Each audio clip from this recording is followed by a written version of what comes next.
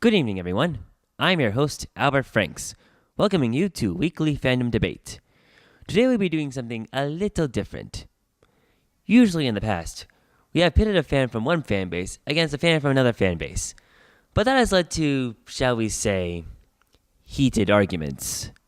Therefore, we're instead going to have two members of a single fan base. With that in mind, allow me to introduce our debaters today, Steve Hall from San Diego and Diana Stark from New York City, both representing the franchise Star-Crossed Lovers. Great to be here. I can't wait. All right, with that in mind, let's get started. So for our first question, what is your opinion about the show's shipping possibility? Bob, I said no inflammatory content.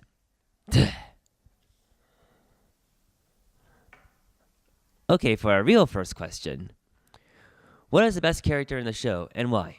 Steve, you may go first.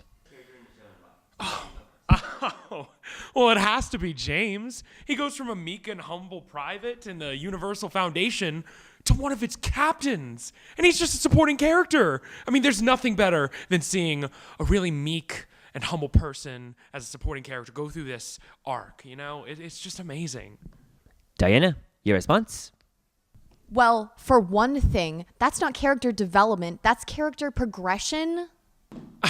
No, it isn't. Yes, it is. No, it isn't. Yes, it is. No, it isn't. Yes, it is. No, it isn't. Yes, it is. Both of you, can we get back on track? Diana, please continue. Ugh, fine. Well, second, we all know that the character with the best development is Laura. She has the best layered backstory, and she isn't just a stereotypical archetype. Okay, sure, but you do realize she falls for the whole, oh, I'm in danger story arc. And the another thing, she's only defined by her relationship to Malcolm. It's really stupid. Well, James is only ever defined by his job. Well, it's not so bad in this case because James is a supporting character. Laura is the lead. All right, you have both made your arguments. No, I haven't. Well, we gotta keep this thing rolling. So, on to the next question.